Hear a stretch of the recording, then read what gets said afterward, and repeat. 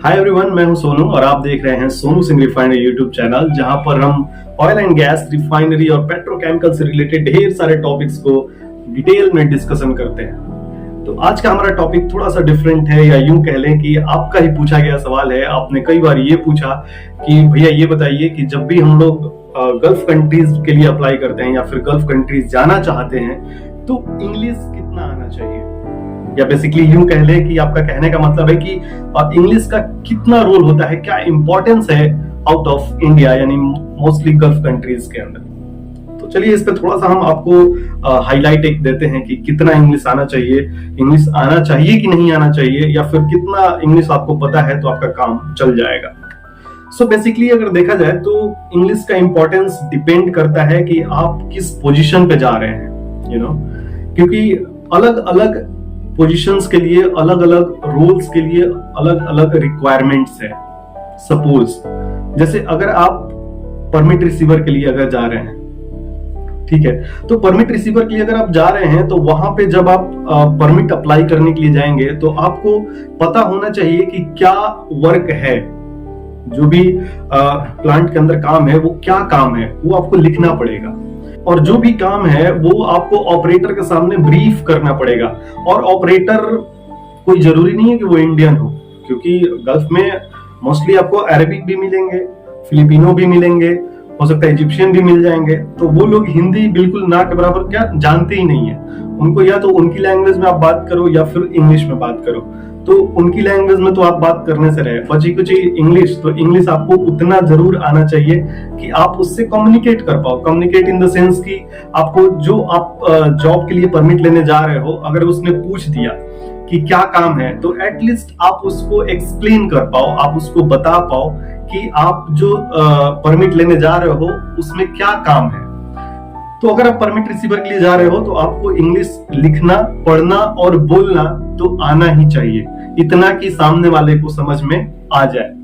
इसके अलावा अगर आप और फोरमैन के लिए जाते हो या फिर सुपरवाइजर के लिए जाते हो तो इसमें भी आपको इंग्लिश आना ही चाहिए, बिकॉज जब भी आप फोरमैन या फिर सुपरवाइजर के लिए जाते हो तो तब भी आपका इंटरेक्शन जो होगा वो प्लांट के रिलेटेड जो भी सुपरवाइजर्स होते हैं या ऑपरेटर्स होते हैं उनसे आपका डिस्कशन होगा ही होगा, राइट। क्योंकि जब भी आप जॉब कर रहे होते होंगे तो वो लोग जब भी विजिट पे आएंगे वो आपसे पूछेंगे व्हाट्स गोइंग ऑन। आपको एक्सप्लेन करना पड़ेगा कि जो भी आपका जॉब चल रहा है वो क्या जॉब चल रहा है, कितना टाइम लगेगा, ये सारा चीज वो लोग पूछते हैं। लाइक वो लोग अपडेट लेने के लिए भी आते हैं तो वो भी बात करते हैं।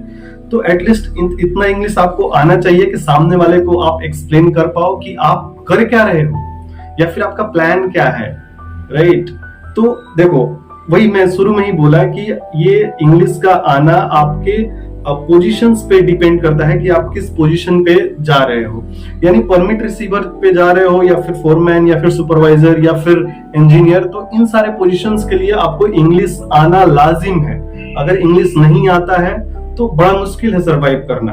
हाँ, अगर इससे नीचे वाली थोड़ी जो पोजीशंस है, like pipe fitter, mechanical fitter या फिर हेल्पर्स वगैरह के लिए, तो उसमें अगर आप इंग्लिश ना भी बोल पाते हो, थोड़ा बहुत समझ लेते हो, तो भी आपका काम चल जाएगा, बैलेंस रहेगा। बिकॉज आपको डायरेक्टली किसी से क्या कहते हैं कि इन्वॉल्व होने की जरूरत नहीं है। जो प्लांट के लोग होते हैं वो आपसे डायरेक्टली कुछ नहीं पूछेंगे, वो पूछेंगे तो वो फिर सुपरवाइजर से पूछेंगे, फोरमैन से पूछेंगे, इन लोगों तक ही वो रह जाएंगे, आपके ऊपर तक नहीं आ पाएंगे। यानी आपसे उनका इंटरेक्शन बिल्कुल ना के बराबर होगा।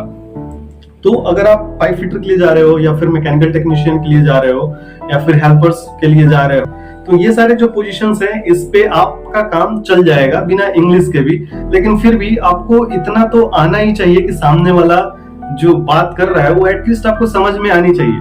बाकी जो भी फोरमैन या फिर सुपरवाइजर्स हैं उनको अगर इंग्लिश आती है तो वो फिर आपसे हिंदी में कम्युनिकेट कर सकते हैं। मोस्टली आप देखोगे तो जो गल्फ में लोग हैं ना, मोस्टली इंडिया से ही हैं जो इन रिफाइनरीज को, पेट्रोकेमिकल्स को चला रहे हैं। अगर आप डिटेल में देखोगे तो कहीं ना कहीं अगर आप इन पोजीशंस के लिए, फिटर और हेल्पर के लिए जा रहे हो, तो इंग्लिश उतना मायने आपके लिए नहीं रखता है। लेकिन अगर अपने आप को आप अपग्रेड करते हो तो बहुत सारी चीजें आपके लिए इजी हो जाएंगी। इन द सेंस ये कहें कि बहुत सारी चीजें आप समझ जाओगे। तो बस यही है कि इंग्लिश का इंपॉर्टेंस आपके पोजीशंस के ऊपर डिपेंड करता है कि आप किस पोजीशंस पे जा रहे हो। देखो, आपका और भी कोई सवाल रहता है तो आप इसी तरीके से बेझिझक होकर आप पूछ सकते हो।